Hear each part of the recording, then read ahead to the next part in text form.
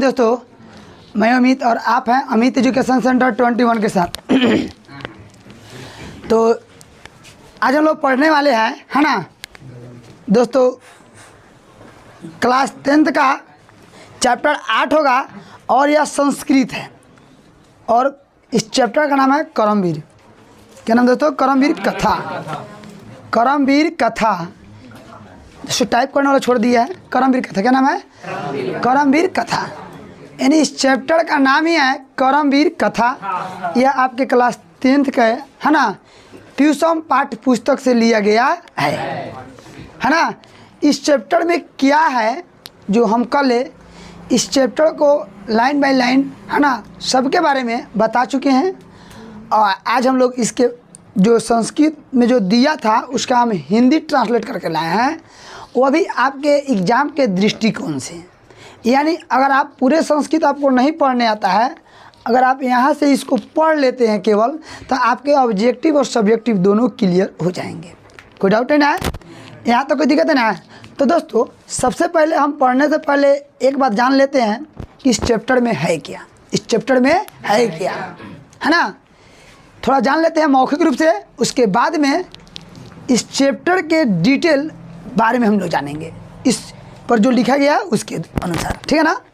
तो सबसे पहले ऊपर लिखा गया दोस्तों अमित एजुकेशन सेंटर, है ना। ये मेरे कोचिंग का नाम हुआ है।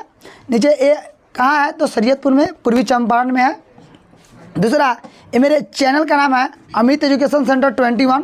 मेरा मोबाइल नंबर है 8809754459, है ना। ये मेरा मोबाइल नंबर है।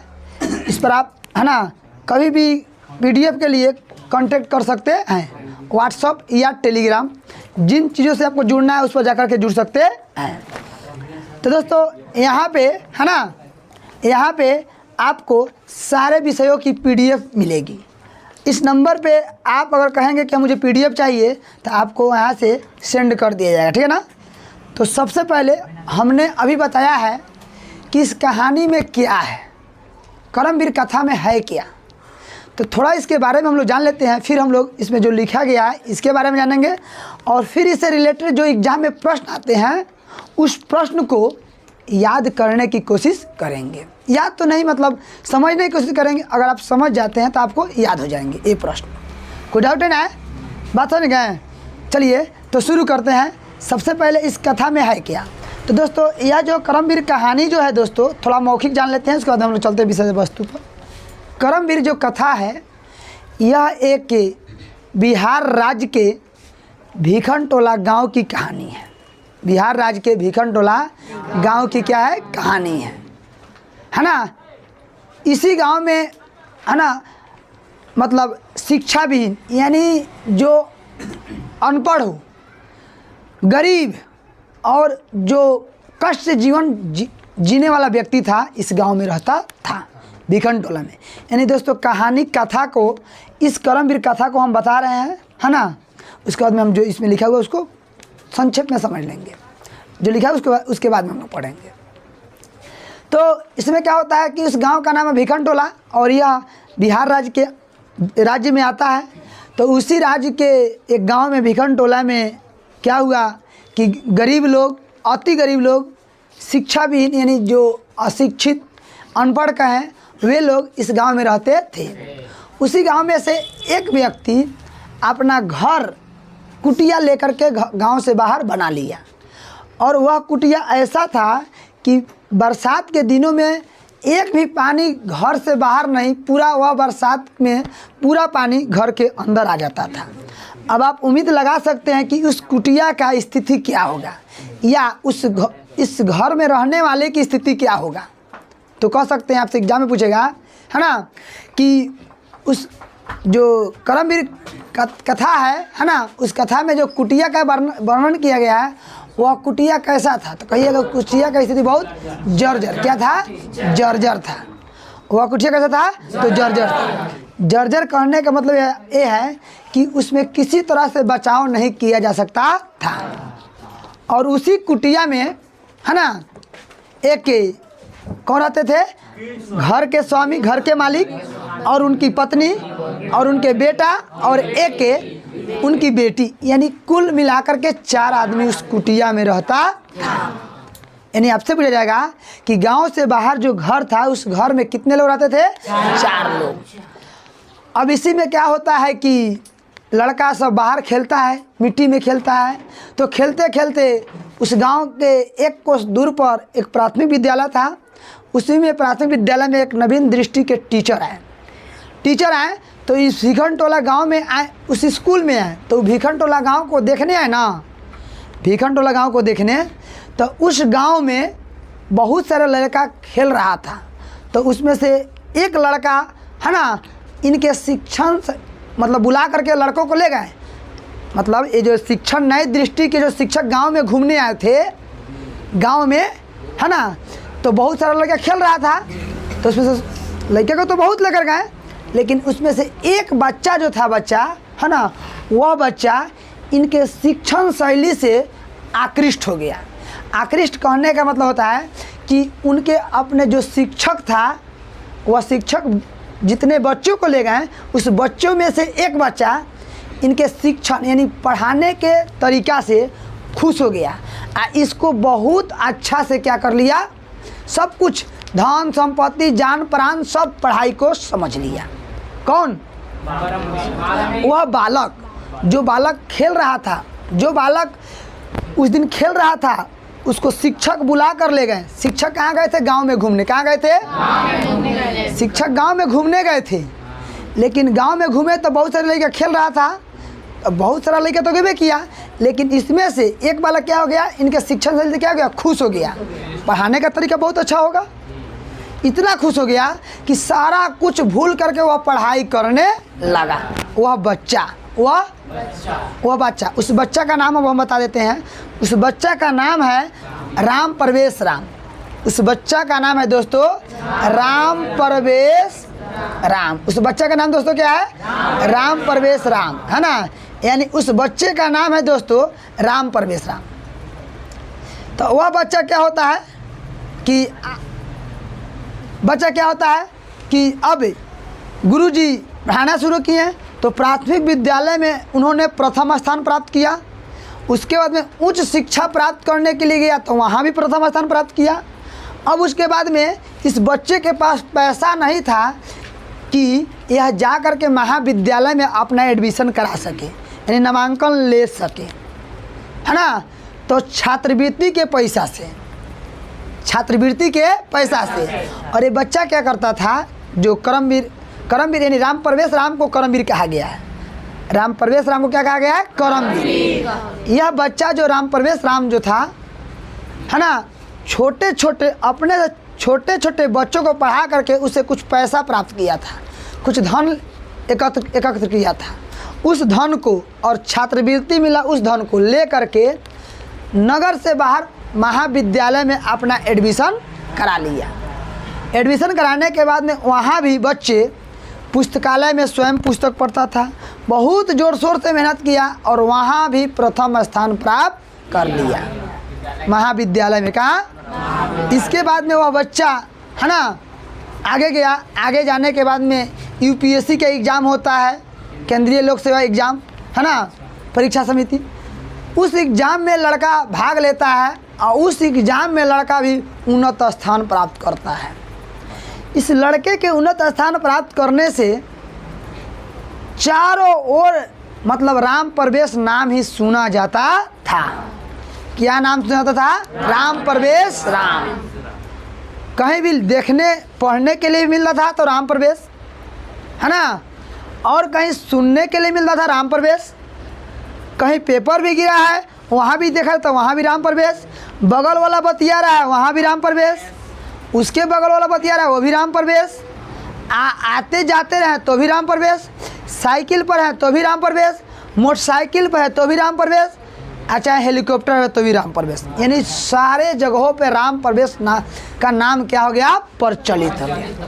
क्या हो गया? प्रचलित। तो नाम प्रचलित हो गया, इसका मतलब क्या है? इस लड़के का कठिन बहुत अधिक मेहनत, इस मेहनत के बदौलत लड़का इन स्थानों पर अपना नाम कमाया और सारे जगहों पर इनका नाम प्रचलित हुआ। यानी अगर अभी कभी भी एग्जाम में पूछ देगा कि करमवीर कथा का सारांश लिखें, तो ये जितना हम शुरू से बोले हैं एक एक करके सारा को लाइन से लिख देंगे, इसका आंसर तैयार। अब कोई कहेगा इसको रट के याद करने के लिए, तो याद होगा जल्दी? याद कीजिएगा, भूल जाइएगा, याद कीजिएगा। तो भाई ऐसे अगर कथा के रूप में याद रखेंगे तो भूल सकते हैं? क्यों नहीं भूल सकते हैं? क्योंकि आप कथा जान गए। कथा अब अपने दादी या दादा से नहीं सुनकर हमसे सुन लिए, क्या कोई बड़ी बात थोड़ी है? ये रात में हम आते शाम के समय में 6 बजे कहते बबुआ सब बैठे हो तनी कहानी सुनावता नहीं, एगो खिस्सा कहता नहीं, आ कहीं इहे पूरा बतवा कह देती तो नहीं पूरा याद हो जाती, आ बाद में कहती तो नहीं पढ़ाई नहीं है ना हम, ओ पढ़ा देने हुआ पूरा याद हो गया। गलती की सही? तो यह एक कहानी के माध्यम से इसको याद रखेंगे। तो आपके सारे प्रश्न अगर आपको कहानी याद है तो आप प्रश्न का जवाब बना सकते हैं। तो चला जाए हम लोग चैप्टर की ओर, चला जाए ना, बढ़ा जाए। चलिए दोस्तों ध्यान देंगे। दोस्तों यहाँ पे लिखा गया है, सबसे पहले दोस्तों यहाँ लिखा गया है करमवीर लघु कथा। आपसे पूछा जाएगा कि करमवीर क्या है, तो एक लघु कथा। क्या है दोस्तों? हम लिखे हैं वन लाइनर नोट्स है इसका दोस्तों, नाम है one liner notes. One liner notes का मतलब क्या होता है जानते हैं? कि पूरे किताब के में क्या कहानी है, इस कहानी को अगर आप मन से पढ़ लेते हैं तो कहानी का पूरा मर्म और पूरा जो क्या हुआ क्या नहीं आपको समझ में आ जाएगा। कोई डाउट नहीं है? तो दोस्तों चलते हैं हम आपके चैप्टर की ओर। इसमें लिखा गया है कि करमवीर एक आधुनिक के लघु कथा है। आधुनिक क्या है? एक लघु कथा है। आपसे पूछा जाएगा एग्जाम में कि करमवीर कथा क्या है, ऑप्शन में दिया जाएगा आधुनिक लघु कथा, उसके बाद कहेगा मध्य लघु कथा, 3 में दे जाएगा प्राचीन लघु कथा। तो कथी कहेंगे? आधुनिक लघु कथा। यानी आजकल मतलब पुराना नहीं है, मतलब आधुनिक युग का ही ये क्या है? कथा है। तो हो सकता है ना करमवीर एक क्या है? आधुनिक लघु कथा है। क्या मारेंगे एग्जाम में? आधुनिक लघु कथा। लघु मतलब छोटा, कथा मतलब खिस्सा। कथा मतलब खिस्सा। दोस्तों करमवीर कथा करमवीर कथा में राम प्रवेश राम ही करमवीर था। करमवीर कथा में पूछेगा कि कौन करमवीर है, करमवीर कथा में कहेगा इनमें से कौन करमवीर है, ऑप्शन में देगा रामेश्वर राम है ना, बागेश्वर राम, राम प्रवेश राम, सुरेंद्र राम। हाँ तो एग्जाम में आराम से मारिएगा ना, तो पहले ही मार देगा ना राम तपेश्वर राम, चाहे राम भरोस राम, तो घबरा जाएगा। राम प्रवेश राम, राम प्रवेश राम। करमवीर कौन था? राम प्रवेश कौन था? करमवीर। अपने काम में वीरता जो दिखाता है उसे करमवीर कहते हैं। क्या कहते हैं? अपने काम में वीरता दिखाओ। आप पढ़ते हैं लड़का, पढ़ते हैं तो पढ़ने में वीरता दिखाओ, खाते हैं तो खाने में वीरता दिखाओ, काम करते हैं तो काम करने में वीरता दिखाओ, तभी ना आपका काम होगा। नहीं तो काम होगा? देखिए हम आपके लिए देखिए इतना मेहनत से बनाए हैं इस सारे, अगर नहीं पढ़ेंगे नहीं याद करेंगे तो बताइए हमको कितना दुख होगा? दुख होगा। अगर आप जाकर घर पर इसको लिख लेंगे तो हम खुश रहेंगे। अगर आप मान लीजिए इतना बनाने के बाद आप लोग नहीं लिखते हैं तो बोले मन में कैसे करेगा? मन करेगा बेकार काम कर रहे, नहीं लिख रहा है, सब करेगा ना करेगा। इसे मान लीजिए कि अगर आप नहीं लिखेंगे तो मन में दुखी लगने लगेगा। आप अपने घर में अपने छोटे भाई को कहते थोड़ा पानी लेकर आता और नहीं लाता तो आपके मन में क्वेश्चन करता है? एक मिनट पहले बात को ध्यान से सुनेंगे। आप अपने घर में छोटे भाई को कहते हैं तो 1 गिलास पानी लाओ, वहीं पे पापा जी और मम्मी है, अगर नहीं लाता है उस समय उसको मार सकते हैं? मन कैसे करेगा? क्या करे इसको? रहेगा ना होगा। तो वही हमारा भी मन करता है। अगर आप नहीं इसको लिखेंगे तो हम इतना काहे मेहनत कर रहे हैं? बोलिए ना, काहे इतना मेहनत कर रहे हैं? आप ही लोग लेके कर रहे हैं कि रिजल्ट अच्छा आएगा। अब आप एग्जाम में कल जाएंगे ऑब्जेक्टिव छोड़ देंगे तो कितना दुख लगेगा। तो कम से कम इतना आप लोग याद कीजिए, पढ़ लीजिए, कम से कम आपको याद रहेगा। ही जो देते हैं उसको उसी दिन लिख लीजिए, जो देते हैं उसको उसी दिन लिख लीजिए, क्योंकि ये सब हम आप ही लोग के लिए कर रहे हैं, किसी और के लिए नहीं कर रहे हैं। और यहाँ हमारे ऑनलाइन के आने का मतलब ही है कि बाद में भी आप इस वीडियो को देख करके पढ़ सकते हैं, याद कर सकते हैं। तो कम से कम आप इतना भी कीजिए ताकि आपको है ना इससे प्रॉफिट हो सके। आज जो लोग हमारे चैनल को देख रहे हैं ना, तो आप लोग लाइक बहुत कम करते हैं, तो आज तनी दबाना भी शुरू कीजिए, देखते हैं आज कितने आदमी लाइक करते हैं इसको, ठीक है ना। हेंगना दबा उठावा से दाब देंगे, ठीक है ना। चलिए दोस्तों, तो कम से कम आप हमारे दुख को समझिए और इस दुख पीड़ा को आप समझ करके इसको लिख लीजिए कम से कम, ठीक है ना। लाइक कीजिए चाहे नहीं कीजिए, इससे कोई मतलब हमको नहीं है। 1 मिनट, लाइक कीजिए, कमेंट कीजिए, सब्सक्राइब कीजिए चाहे नहीं कीजिए, इससे हमको मतलब नहीं है, लेकिन आप इसे ज़रूर लिख लीजिए बस। नहीं कमेंट कीजिए कोई हम दुखी नहीं होंगे, नहीं सब्सक्राइब कीजिए तभी दुखी नहीं होंगे, लेकिन कम से कम इसको लिख लीजिए, आप ही के लिए भलाई के लिए कर रहे हैं। चलिए दोस्तों, तो करमवीर कथा राम परवेश राम को करमवीर कहा गया है। करमवीर किसको कहा गया है? राम परवेश को क्या कहा गया है? आगे देखेंगे। राम परवेश राम का जन्म, ये लड़का राम परवेश राम का जन्म भीखन टोला के एक दलित परिवार में हुआ था। आपसे पूछा जाएगा कि राम परवेश राम का जन्म किस परिवार में हुआ था? तो दोस्तों, दलित का मतलब होता है गरीब। दलित का मतलब क्या होता है? गरीब। इसमें तो कोई गरीब नहीं ना है जी, आप लोग गरीब हैं। चलिए, अगर आप लोग पापा जी का पैसा अगर आपको पता होगा कहाँ से लाते हैं, कितना मेहनत करके लाते हैं, तो उसका ज़रूर आप लोग ख्याल रखेंगे और ज़रूर है ना मेहनत करके पढ़ेंगे। आगे देखेंगे, सबके पापा जी है ना मेहनत से पैसा कमाते हैं। परिवार में सदस्य संख्या कितनी थी? 4। परिवार में सदस्यों की संख्या 4 थी। कितने थी? 4। परिवार में सदस्यों की संख्या 4 थी और वह जो परिवार जो जहाँ रहता था वह गांव से बाहर की कुटिया में रहता था। गांव से बाहर की कुटिया में रहता था। कौन? हाँ, कौन? उसका परिवार। परिवार में घर के मालिक, उनकी पत्नी और एक लड़का और एक लड़की रहती थी। भीखन टोला दोस्तों बिहार राज्य में है। भीखन टोला किस राज्य में है? बिहार राज्य में। आपसे पूछा जाएगा कि करमवीर कथा है, इसमें किस गांव की चर्चा किया गया है? तो भीखन टोला। किसके? भीखन टोला किस राज्य में है?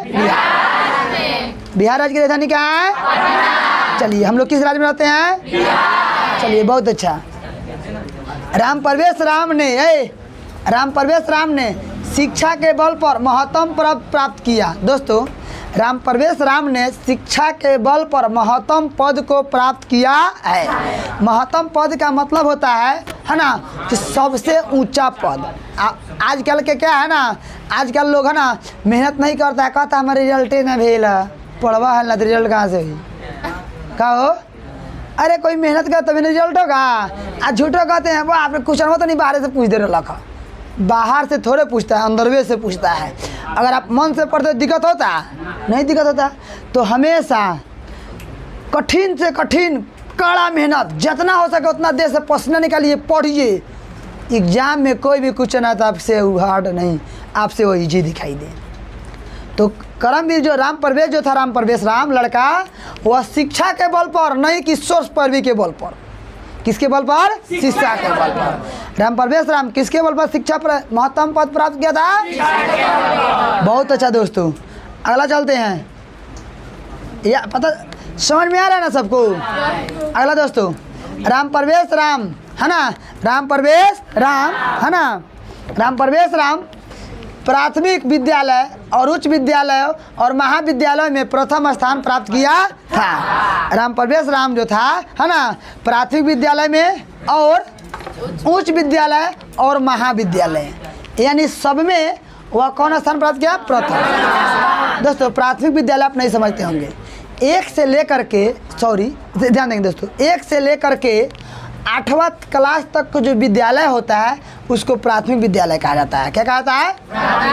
यानी 1 से लेकर 8वां क्लास तक जो स्कूल होगा उसको प्राथमिक कहा जाता है, और 9वां से लेकर के 10वां तक जो होता है उसे कहा उच्च विद्यालय। क्या कहता है? उच्च विद्यालय। और दोस्तों, और 9वां से और 11 से लेकर ऊपर तक, यानी 11 से लेकर के है ना ऊपर जो विद्यालय होते हैं ऊपर, ये सारे के सारे महाविद्यालय किसमें आते हैं? महाविद्यालय। कहीं कहीं 11th भी रहता है, कहीं कहीं 12th कहीं कहीं BA भी कर देता है, ठीक है ना। तो पहला 1 से लेकर 8 तक के क्लास को क्या कहते हैं? प्राथमिक। और 9-10 के क्लास को, और 10 से 11 से ऊपर वाले क्लास को महाविद्यालय। क्या कहता है? महाविद्यालय। कोई डाउट नहीं ना है? आगे देखते हैं दोस्तों। भीखन टोला गांव में निर्धम एवं भीखन टोला गांव निर्धन एवं शिक्षाविहीन ग्राम था।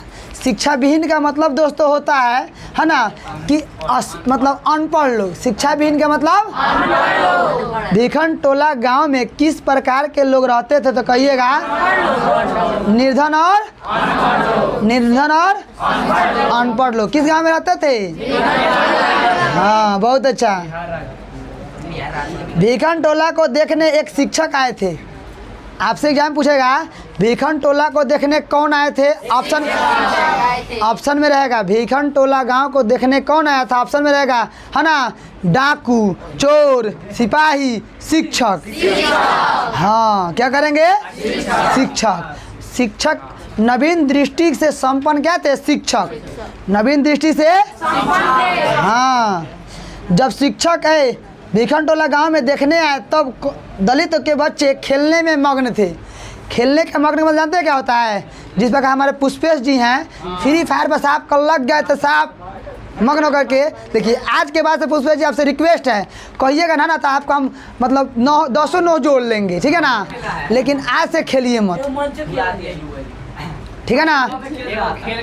नहीं, देखिए आज के बाद से फ्री फायर को गोली मार दीजिए। कहे गए जो फ्री फायर का जो सॉफ्टवेयर तैयार किया है कह दो तुम अपने पास रखो, तुम अपने जिसको चाहता है उसको खिलाओ, लेकिन हमको नहीं खिलाओ, हमारा समय बर्बाद मत करो, उसको हटा दो यहाँ से, लेकिन खेलो मत। कहा ना कि अगर खेलना भी होगा ना तो जब हम पूरी पढ़ाई कर लेंगे, जब BA पास कर लें तब तुमको खिलाना, तो तुम मेरे वेट में रहो, तुम मेरे वेटिंग में रहो, हम तुम्हारे वेटिंग में नहीं रहेंगे, तब तुम्हारा वेटिंग करेगा वो। कहो कि तुम BA जिस दिन हम क्लियर कर लेंगे उस दिन तुमको हम खेलेंगे, तुम रहो मेरे साथ, जिंदा रहो, जीते जी रहो, कोई दिक्कत नहीं है, लेकिन अभी तुम मेरे वेटिंग में रहो, हम तुम्हारे वेटिंग में नहीं रहेंगे, तुम मेरे वेटिंग में रहो। आया हो आगे नहीं? तो बोलिए फ्री फायर के वेटिंग में आपको रहना है कि फ्री फायर को वेटिंग में रखवाना है? झूठ ना बोला लोग, दक्षिण में क्रिया खिवा दे हम। एक बात तो नहीं सुन लो हो लोग, ध्यान से ननी जगह लेके हम पढ़ ले ना कर ले 77 विद्या हम ना करनी है, हम ना करनी है। लड़का जब छोट लड़का थे ना तो कोनो दोस्तवा गलती कर देता था तो कहते थे तू झूठ बोला भे, कहता सही बोलता नहीं, तो 77 विद्या दक्षिण में है, हम ना कहता नहीं 77 विद्या मतलब का हो जाई, तो वही विद्या के सुन लो पहले, खेले के ना हुई, खेले के ना हुई। कितना आदमी है ये बताइए, आपके लिए विद्या बड़ा है कि मतलब खेल बड़ा है? तो सरस्वती माता से बढ़कर कोई माता नहीं ना होता है, सॉरी कोई माता नहीं ना है, नहीं है ना? तो समझ लीजिए कि सर जी क्या कहे हैं, इतना बात ध्यान रख करके कहिए ए फ्री फायर सॉफ्टवेयर तुम मेरे वेटिंग में रहो, हम तुम्हारे वेटिंग में नहीं रहेंगे, हम तुम्हारे वेटिंग में नहीं रहेंगे। चलिए, तो दलित बच्चे किसमें मग्न थे? एग्जाम में पूछेगा जब शिक्षक के भिखन टोला गाँव को देखने आए तो बच्चे किसमें मग्न थे? ऑप्शन मिलेगा पढ़ने में, दौड़ने में, खेलने में और लिखने में। तो खेलने में पूरे मग्न थे। क्या थे? मग्न। तो सारे लड़के और लड़कियों, सबसे आजकल लड़कियां ही ज़्यादा सबसे ज़्यादा खेलती हैं, हम देखे हैं। 1 मिनट, तो लड़की लोगों से मेरा रिक्वेस्ट है ना, कहिएगा तो मतलब आपके लिए स्पेशल व्यवस्था कर दिया जाएगा, लेकिन कोई भी गेम खेलते हैं ना तो उसको कहिए ऐ गेम वाले तुम मेरे वेटिंग में रहो, ठीक है ना? जिस दिन हम पूरा पढ़ाई कर लेंगे ना उस दिन हम गेम खेलेंगे। अरे मतलब हम क्या कहते हैं, मत खेलो, खेलने से कुछ मिलने वाला है, लेकिन मेरा वीडियो जरूर देखो, मेरा वीडियो जरूर देखो यार। ये देखेगा ना, यहाँ से देखेगा तो आपको फायदा होगा, फ्री फायर से कुछ मिलेगा? कुछ नहीं मिलेगा। चलिए दोस्तों, तो जब शिक्षक है गांव में तो बच्चे क्या कर रहे थे? खेल रहे थे। आखिर नदी में तैर रहे थे, याद रहेगा ना? आगे देखेंगे, राम परवेश राम शिक्षक के शिक्षण शैली से प्रभावित हुए थे। यानी राम जितना लड़का खेलता था ना, सब लड़का तो स्कूल में गेमे किया, लेकिन सब लड़का उनके शिक्षण से आकृष्ट नहीं हुए, लेकिन उनमें से राम परवेश राम जो था उस शिक्षक के पढ़ाने के तरीका से खुश हो गया। यानी हम बोलते हैं ना, अगर आप भी, हम सब लोग हमेशा अपने अपने शिक्षक से यानी हमेशा नज़दीकी बना कर रखो, है ना? मतलब नज़दीकी बना कर रखो सब लोग, क्या कि शिक्षक ऐसा चीज़ होता है ना कि मतलब जितना दे देंगे उतना तू ले लेगा, सब तुम्हारा हो गया। शिक्षक जितना दे देंगे तुम जितना ले लेगा वो सब कुछ तुम्हारा हो गया। कितना लड़का है ना कहता है अच्छा नहीं लगता है, अच्छा तो कुछ दिन जिस तरह अपना रिश्ता अपने घर में भाई बहन का रिश्ता जोड़ कर रखता है उस तरह जोड़ कर रखेगा ना, तो आप बहुत से बहुत ज़्यादा ज्ञान को हासिल कर सकते हैं। तो बोलिए आज राम प्रवेश राम शिक्षक से है ना इतना मतलब लगाव किया, इतना नज़दीकी किया, तब ना इतना स्थान प्राप्त कर लिया है ना। शिक्षक भी उसी को ध्यान देते हैं जो लड़का पढ़ने में आगा होता है, जो लड़का या लड़की पढ़ने में आगा होता है शिक्षक उसी पर ज़्यादा ध्यान देते हैं। जो पढ़ने में इधर उधर करता है ना, एक दिन आएगा 10 दिन घर रहेगा, मतलब उसके पास आते मतलब नहीं कहा गया आना जाना तेरे लिए कब्र खुदा है, मतलब आना जाना मेरे लिए कब्र खुदा है तेरे लिए, वही कहानी हो जाएगा ना। आइए जाइए बस कुछ मिलेगा, कुछ नहीं मिलेगा। तो आते हैं तो पढ़िए, रेगुलर आइए। ओके, तो राम प्रवेश राम किसके शिक्षण से आकृष्ट हुए हैं? दोस्तों अगला देखते हैं। अगला है राम प्रवेश राम केंद्रीय लोक सेवा परीक्षा में प्रथम स्थान प्राप्त किए, उन्नत स्थान प्राप्त किए थे। कौन? शिक्षक द्वारा छात्रवृत्ति मिलने पर राम प्रवेश राम है ना पढ़ने महाविद्यालय गए। कहाँ गए? किससे छात्रवृत्ति लेने पर? छात्रवृत्ति की सहायता से, छात्रवृत्ति के में एक छूट गया है, छात्रवृत्ति की सहायता से और अपने से छोटे बच्चे को पढ़ा करके जो पैसा प्राप्त हुआ, जो पैसा धन कमाया, उस पैसे को लेकर क्या किए? महाविद्यालय में नामांकन कराया और सही से पढ़ाई पूरा किया। ओके, यही है पूरे हम इस चैप्टर का सारांश। आप चाहेंगे तो इस सारे को लाइन बाई लाइन लिख देंगे तो आपके इस पाठ का क्या हो जाएगा? सारांश। अब हम लोग चलते हैं इस पाठ से जितने प्रश्न आते हैं जो एग्जाम में पूछे जाते हैं उस प्रश्न को थोड़ा देख लेते हैं। दोस्तों सबसे पहले आपके क्वेश्चन आपके स्क्रीन पर।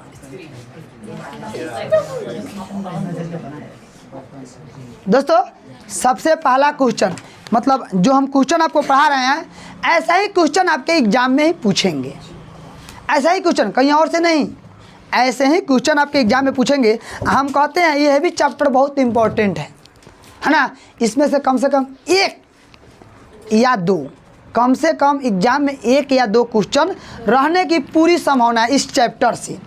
एक या दो जरूर रहेगा इस चैप्टर से, एक या दो क्वेश्चन रहना जरूरी है। और हम जितने सारे पढ़ाएंगे ना इसी में से कौन एक दो रहेगा, ठीक है ना। अब भले आप लोग की मर्जी है ना, आप इसे कितना याद करके रखते हैं, कितना क्या करते हैं, कितना नहीं, लेकिन इसमें से क्वेश्चन रहना क्या है? चलिए कंफर्म बोले ना,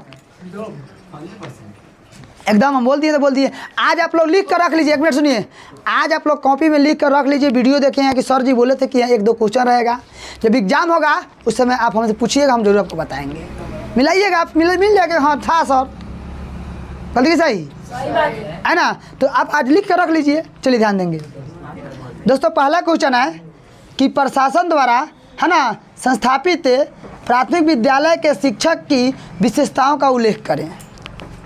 मतलब जो उसमें प्राथमिक विद्यालय थी, उस विद्यालय में जो शिक्षक आए थे इनकी क्या विशेषता थी, तो आपको पता है ना, तो लिख देंगे प्रशासन द्वारा संस्थापित प्राथमिक विद्यालय के शिक्षक नए दृष्टिकोण के संपन्न, सामाजिक और समता प्रिय वाले शिक्षक थे। समता प्रिय मतलब सबके एक साथ प्रिय होने वाले, यानी गांव समाज में सबके साथ प्रिय, समता मतलब एक साथ देखने वाले, एक नज़र से देखने वाले। लिखिएगा कि उस स्कूल में प्राथमिक विद्यालय में नए दृष्टिकोण से संपन्न, समाज के हित में सोचने वाले शिक्षक आए थे।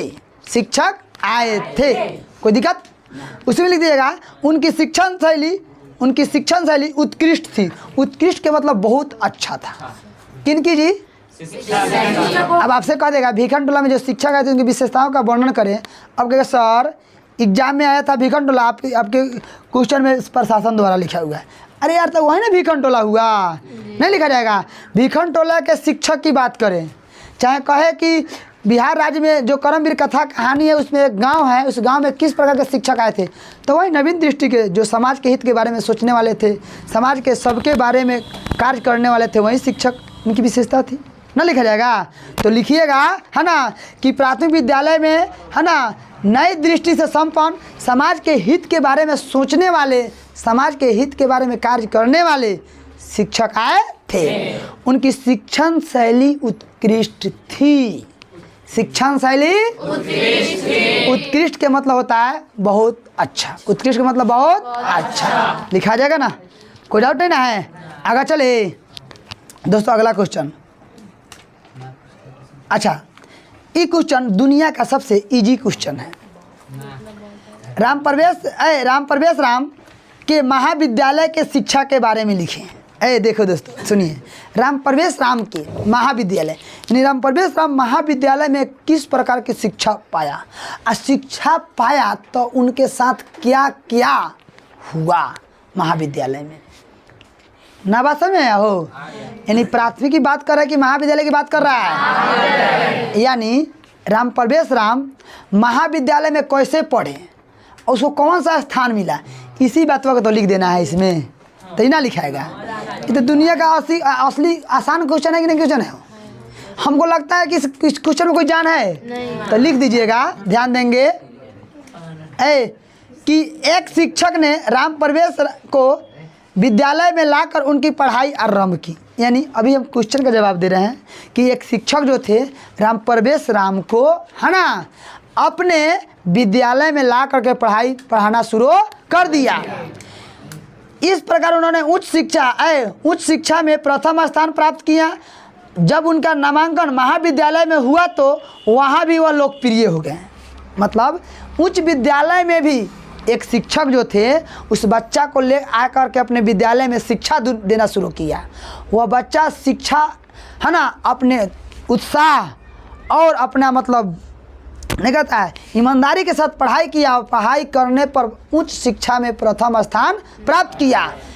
प्राप्त करने के बाद में महाविद्यालय में जब उसने नामांकन कराया तो वहाँ भी वह शिक्षक का लोकप्रिय बन गया। इसी तरह लिखिएगा। और लोकप्रिय बनने के बाद में उन्होंने समय को पूरे सावधानी से पुस्तकालयों से पुस्तक लेकर के पढ़ाई किया। और पढ़ाई करने के बाद में जब उसका एग्ज़ाम होता है, परिणाम आता है उस महाविद्यालय का, तो उसमें राम प्रवेश राम का स्थान प्रथम होता है। इस राम प्रवेश राम का स्थान प्रथम होने से इस महाविद्यालय का और चर्चा होने लगा और चारों ओर है ना राम प्रवेश राम मतलब सुनने को मिलता था और देखने को मिलता था। ऐसे ही लिख दे, इसका आंसर हो गया। ऐसे ही इसमें लिखा हुआ होगा, ध्यान देंगे। ये तो बताया था ना, एक शिक्षक ने राम प्रवेश राम को विद्यालय लाकर उनकी पढ़ाई आरंभ की। इस प्रकार उन्होंने उच्च शिक्षा में प्रथम स्थान प्राप्त किया। जब उनका नामांकन महाविद्यालय में हुआ तो वहाँ भी वे लोकप्रिय हो गए और वहाँ पुस्तकालयों से अपनी कक्षाओं में भी पूरी ईमानदारी से अध्ययन करने लगे। यानी पुस्तकालय से पुस्तक लेकर के, या कक्षा में है तो कक्षा में कोई भी पुस्तक था उस पुस्तक को लेकर के पढ़ना शुरू कर दिए। महाविद्यालय के पुस्तकालयों में अनेक प्रकार के विषयों का अध्ययन करके आत्मसात कर लिया और स्नातक की परीक्षा में विश्वविद्यालय में प्रथम स्थान प्राप्त करके महाविद्यालय की इज्जत बढ़ाई। कोई दिक्कत है ना? इसको देखिए दोस्तों कैसे लिखिएगा एग्जाम में आएगा।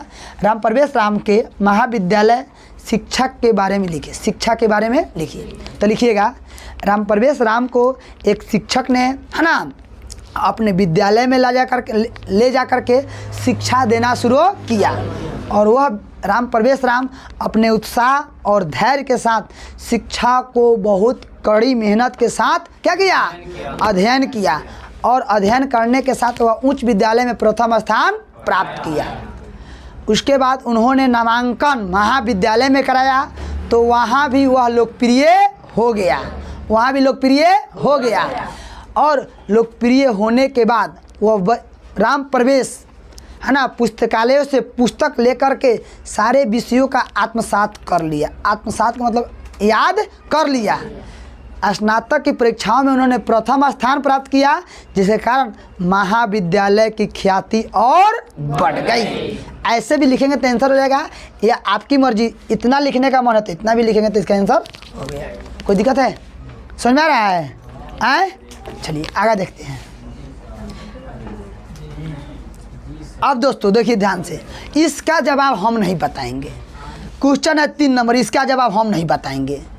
अब हमको अब कहिए सर बताइए, तो बताइए हमारा मतलब इतना चिल्लाने से कोई फ़र्क मिलेगा?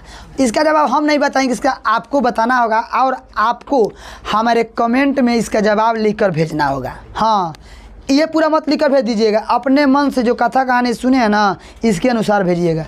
क्वेश्चन क्या है ध्यान से सुनेंगे। करमवीर कथा का सारांश लिखें। सारांश मतलब है ना कि इस कथा में क्या क्या हुआ है, देख लीजिए। तो इसका पूरा जवाब हमारे व्हाट्सएप पर, मेरा नंबर व्हाट्सएप है 888097, ठीक है ना, इतना है। उसके बाद में है 5445, देखिए 2 कलर से लिख दिए हैं, है ना। इसी पर भेज दीजिएगा करमवीर कथा का सारांश। व्हाट्सएप मेरा नंबर है, देखते हैं कितने आदमी भेजते हैं। अगर मेरे चैप्टर को ध्यान से सुने होंगे तो आप इतना ज़रूर करेंगे। तो चलिए इसका जवाब आप लोग करके भेजेंगे। अब दोस्तों ध्यान देंगे, राम प्रवेश का जन्म कहाँ हुआ था? अब देखिए, अथवा राम प्रवेश की जीवनी में प्रकाश डालें। तो हमको लगता है कि पूर्वी चंपारण का मतलब बहुत हल्क से हल्क क्वेश्चन है। राम प्रवेश राम का जन्म कहाँ हुआ था? ये तो कोनो छोटा लड़का ही बता देगा कि राम प्रवेश राम का जन्म बिहार राज्य के भिकनटोला गांव में हुआ था। हो गए लेकर आंसर। ओके, अब करें इसका जीवनी। तो वह एक दलित परिवार के है ना, उसका जन्म हुआ था। उसके परिवार की सदस्य संख्या 4 थी, है ना। और वह गांव से बाहर की एक कुटिया में, जो कुटिया बहुत जर्जर थी, है ना। जीवनी लिखना है ना, तो लिख दीजिएगा जितना उतना शिक्षा प्राप्त किया है, कहाँ क्या किया है, इसको लिख दीजिए, आंसर हो जाएगा ना। समझ में आया हो? प्राथमिक विद्यालय में कौन शिक्षा कौन स्थान आया, उच्च में क्या आया, सरल ध्यान देंगे दोस्तों। चलिए तो चलिए इसको क्या लिखेंगे, क्वेश्चन समझ गए? चलिए, राम प्रवेश राम का जन्म बिहार राज्य के अंतर्गत भिकनटोला गांव में हुआ था। भिकनटोला गांव में हुआ था। वे पुस्तकालयों से में अनेक विषयों के पुस्तकों का अध्ययन किया करते थे।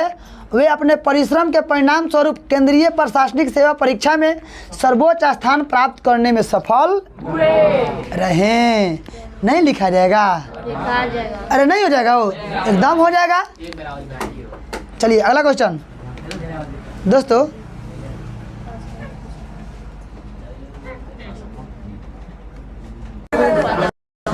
अगला क्वेश्चन है, ध्यान देंगे। अगला क्वेश्चन है, ध्यान देंगे यहाँ पे कि करमवीर कथा पाठ से हमें क्या शिक्षा मिलती है। दोस्तों ध्यान देंगे, करमवीर पाठ से हमें क्या शिक्षा मिलती है, अथवा करमवीर कौन था, उसके जीवन से हमें क्या शिक्षा मिलती है। इसवी प्रश्न का जवाब आपको लिखकर मेरे पास भेजना होगा कि करमवीर कथा जो पढ़े हैं इससे आपको क्या फ़ायदा हुआ।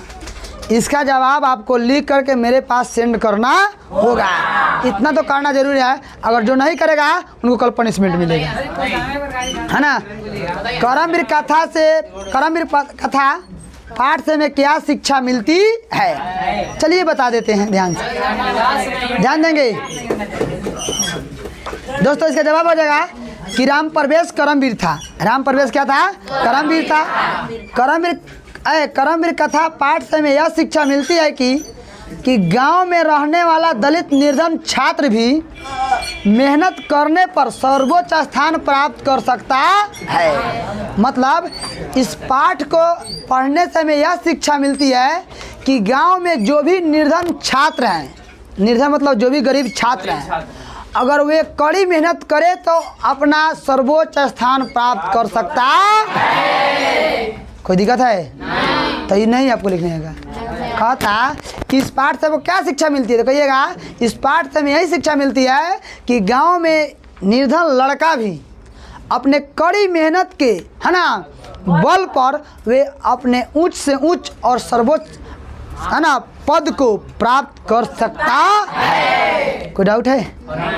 चलिए, लगन, धैर्य और उत्साह और कठिन परिश्रम से मनुष्य किसी भी कठिनाई पर विजय प्राप्त कर सकता है।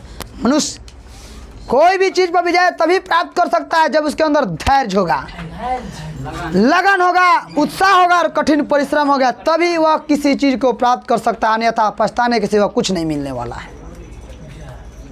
अगर लगन है कि हमको चाहिए, हमको पढ़ना है, हमको उसको है ना चाहे जिस प्रकार वो प्राप्त करना है तो भगवान आपको देंगे। कठिन परिश्रम, दिन रात मेहनत करते हुए ईमानदारी से आपको मिलेगा। धैर्य है ना, धैर्य खोने की बात नहीं है, कोई बात नहीं है, फिर से तैयारी करेंगे। और जो हमारा पिछले 3 महीना बीत गया है, अब आने वाला 3 महीना है, उसमें हम बहुत ज़्यादा मेहनत करेंगे और पिछले 3 महीना का जो पढ़ाई मेरा बाधित हुआ है उसको पूरा करेंगे। रिकवरी ही नहीं, कुछ शुद्ध ब्याज में अलग उसको कुछ आज उससे ज़्यादा याद करके रख लेंगे, तब जा कर के आपको है ना ऊंच से ऊंच और सर्वोच्च स्थान प्राप्त हो सकता है। तो कहा गया है कि इस कहानी से पढ़ने से यही शिक्षा मिलती है कि गांव में रहने वाला जो लड़का, निर्धन लड़का छात्र है, वह भी अपने शिक्षा के बल पर, मेहनत के बल पर सर्वोच्च स्थान प्राप्त कर सकता है। और जिन लड़कों में है ना कड़ी मेहनत, लगन और कठिन परिश्रम, धैर्य हो गया, तो वह किसी भी वस्तु को प्राप्त करने में सफल रहता है। कोई डाउट? चलिए दोस्तों, अगला क्वेश्चन है। अगला है, अपनी प्रगति चाहने वाले को क्या करना चाहिए? अपनी प्रगति मतलब विकास। अपनी विकास चाहने वाले को क्या करना चाहिए? तो दोस्तों देखिए, अपनी प्रगति चाहने वाले को मतलब अगर आप चाहते हैं कि हम उस पर सफल हो, सक्सेस हो, सब कुछ हो, तो उनको क्या चाहिए? सबसे पहले दोस्तों लगन, धैर्य और उत्साह के साथ कठिन परिश्रम करना चाहिए। अगर आप प्रगति चाहते हैं, सफल चाहते हैं, तो आपको क्या चाहिए? तो पहला लगन, दूसरा धैर्य, तीसरा उत्साह और चौथा कठिन परिश्रम। 4 मूल मंत्र से आप किसी पर विजय प्राप्त कर सकते हैं। कितने मूल मंत्र होने चाहिए? 4। कौन कौन? यानी पहला लगन, धैर्य, उत्साह और कठिन परिश्रम। तब आप है ना अपने कोई भी कठिन रास्ता होगा, उस रास्ता को जरूर प्राप्त कर सकते, भले वो हिमालय पर्वत क्यों नहीं हो या आग का गोला क्यों नहीं हो। अगर आप में लगन है कि हम पार करके दिखा देंगे, आपका पैर के, आपका देह में थोड़ा भी कहीं नहीं जल सकता है और उसे पार आसानी से कर देंगे। नेपोलियन कहता था काम है तो होगा। नेपोलियन अपने लाइफ में कभी पीछे नहीं हटा था। वह कहा था कि बाबू अगर काम है, अगर मेरे लिए है तो होगा, क्यों नहीं होगा। तो आप लोग भी वही नेपोलियन बनिए जो नेपोलियन फ्रांस का है ना 1804 में सम्राट बना, 1704 में सम्राट बना था, सॉरी 1804 में सम्राट बना था नेपोलियन। वो भी आप नेपोलियन बनिए। आप भारत के नहीं, बिहार के पूर्वी चंपारण का नेपोलियन बनिए। तो दोस्तों लिखा जाएगा, आगे देखते हैं। अब चलिए इसका जवाब तो आपको लिख कर लाना होगा, ध्यान देंगे। राम परवेश राम की चारित्रिक विशेषता क्या थी? मतलब इसकी चरित्र है ना, मतलब उसके जो पढ़ने का तौर तरीका, आदत कैसा था, इसके बारे में लिख देंगे, इसका आंसर हो जाएगा। तो इसका जवाब आपको लिख करके भेजना होगा। दोस्तों अगला देखते हैं, राम परवेश की प्रतिष्ठा कहाँ कहाँ देखी जा सकती है? तो कहिएगा, राम परवेश की प्रतिष्ठा विद्यार्थी जीवन के साथ साथ प्रांतीय प्रशासन, केंद्रीय प्रशासन में भी देखी जा सकती है, या सभी जगह भी देखी जा सकती है। साक्षात्कार के समय समिति के सदस्य राम परवेश पर क्यों प्रसन्न हुए? यानी जो इंटरव्यू के जो उसके मेंबर जो थे, जब लोक सेवा आयोग की परीक्षा, केंद्रीय लोक सेवा आयोग की परीक्षा पास कर गया, और पास करने के बाद जब इन्होंने इंटरव्यू में गया, तो वहाँ पे इंटरव्यू के एग्ज़ाम लेने वाले के जो है ना मेंबर जो थे, इनसे खुश हो गया। इनसे क्या हो गया? खुश हो। तो वो लोग काहे खुश हुए? खुश होने का कारण क्या था? इसका जवाब सुनेंगे।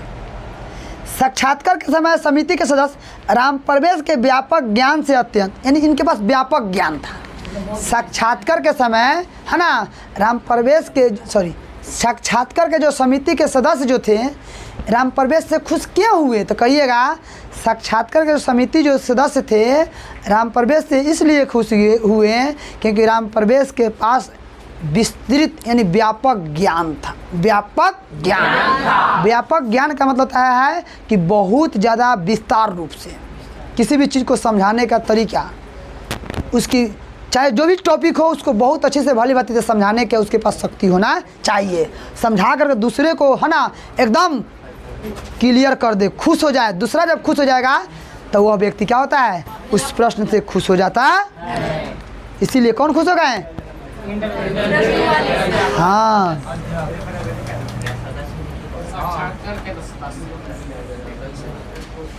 दोस्तों अगला क्वेश्चन, महाविद्यालय में प्रवेश के बाद राम प्रवेश किस प्रकार स्वाध्याय में लीन हो गए? स्वाध्याय मतलब अपने अध्ययन में, लीन मतलब होता है मग्न हो गए। तो महाविद्यालय में प्रवेश के बाद राम प्रवेश गुरुओं के प्रिय होते हुए, गुरु के प्रिय हो गए। बोले ना, आप भी गुरु जी के अपने सर के प्रिय हो जाइए। जब प्रिय होइएगा ना तभी आपको सब कुछ प्राप्त हो सकता है। यानी अगर आप किताब से दोस्ती करते हैं, किताब से लगाव नज़दीकी दूर करते हैं, तो आपके सारे से सारे प्रश्न हो या उसके शब्द हो उसके बारे में आप जान पाइएगा, है ना। तो कहा गया है कि महाविद्यालय में प्रवेश के बाद राम प्रवेश अपने गुरुओं के क्या हो गए? प्रिय हो गए। आप प्रिय होने के बाद में पुस्तकालयों में अपने वर्गों में सावधानी पूर्वक से, है ना, बिना समय के गंवाते हुए अपना अध्ययन में लीन हो गए। कोई दिक्कत है ना? क्वेश्चन पूछेगा, महाविद्यालय में प्रवेश के बाद राम प्रवेश किस प्रकार स्वाध्याय में लीन हो गए? तो कहिएगा, महाविद्यालय में प्रवेश के बाद राम प्रवेश अपने गुरुओं के प्रिय हो गए। गुरुओं के प्रिय हो गए। समय को नहीं गंवाते हुए सावधानी पूर्वक से पुस्तकालयों से पुस्तक लेकर के, है ना, कई अध्यायों का आत्मसात कर लिया और आत्मसात करने के साथ, है ना, उन्होंने अपने पूरे पढ़ाई में संलग्न हो गए। क्या हो गए? अध्ययन रत हो गए। क्या हो गए? अध्ययन रत हो गए, रत्न हो गए। ठीक है ना? लिखा जाएगा? फिर से बताते हैं, फिर से मतलब उसमें लीन हो गए पूरा। अध्ययन रत्न का मतलब उसमें क्या होगा? सीधे लिखिएगा कि महाविद्यालय में प्रवेश के बाद राम प्रवेश, है ना, अपने गुरुओं के प्रिय हो गए और पुस्तकालय से पुस्तक लेकर के समय नहीं गंवाते हुए सावधानी पूर्वक अध्ययन में लीन हो गए। ना लिखा जाएगा? फिर से एक बार समझेंगे। राम प्रवेश राम, है ना, महाविद्यालय में प्रवेश लेने के बाद, है ना, वे अपने गुरुओं के प्रिय हो गए और समय को पुस्तकालय से पुस्तक लेकर समय को नहीं गंवाते हुए सावधानी पूर्वक अपने अध्ययन में लीन हो गए या क्या हो गए? अध्ययन रत हो गए। लिखा जाएगा ना? आप हम जो बोले उसको लिखिए चाहे इसको लिखिए, कोई दिक्कत नहीं, बस जाते नहीं है दोस्तों। राम प्रवेश राम किससे प्रभावित होकर अध्ययन में निरत हो गए? निरत मतलब तत्पर हो गए। तो राम प्रवेश राम अपने शिक्षक के शिक्षण शैली से प्रभावित होकर के अध्ययन में क्या हो गए? निरत, यानी तत्पर हो गए। क्या हो गए? तत्पर हो गए। कोई दिक्कत नहीं ना है? राम प्रवेश राम का घर कहाँ था और कैसा था? राम प्रवेश राम का घर बिहार राज्य के भिकन टोला में था। ऐसे लिखेंगे, सीधे भिकन टोला नहीं, बिहार राज्य के भिकन टोला में। और उनका घर कच्चा यानी कुटिया का था। किसका था? कुटिया यानी झोपड़ी का था। किसका था?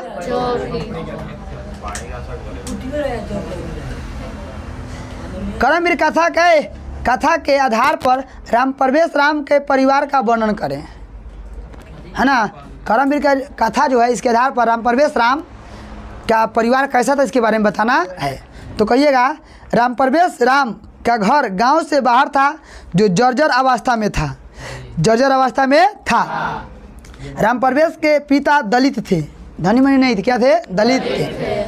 उनकी एक पत्नी मतलब उनकी माँ, मतलब यहाँ पे राम प्रवेश की पत्नी नहीं कहेंगे, उनकी माँ, उनकी पत्नी मतलब राम प्रवेश राम के पिता के बारे में बताया गया है ना। उनकी माँ, पत्नी किनकी पत्नी? राम प्रवेश राम के पिता की पत्नी, यानी राम प्रवेश की माँ। राम प्रवेश की सॉरी, यहाँ पे लिख लीजिएगा उनकी माँ लिख लीजिए, उनकी माँ लिख लीजिएगा, ठीक रहेगा ना। यहाँ पे लिख लीजिए, गलती हो गया है। राम प्रवेश राम का घर गांव से बाहर था, वह जर्जर अवस्था में था। राम प्रवेश के पिता दलित थे। उनकी माँ, उस घर में उनकी माँ, उनके पिता, एक पुत्र और एक पुत्री थी। एक पुत्री यानी एक बहन थी। सॉरी दोस्तों, गलती हो गया, एक मिनट। इस क्वेश्चन को ऐसे लिखेंगे, ध्यान से। कर्मवीर कथा के आधार पर राम प्रवेश राम के परिवार का वर्णन करें तो लिखिएगा, राम प्रवेश राम का घर गांव से बाहर था जो जर्जर अवस्था में था। राम प्रवेश के पिता दलित थे। उस घर में यानी राम के घर में उनके पिता, उनकी माँ, उनके और वे स्वयं और उनकी एक बहन थी। उस परिवार में कुल 4 सदस्य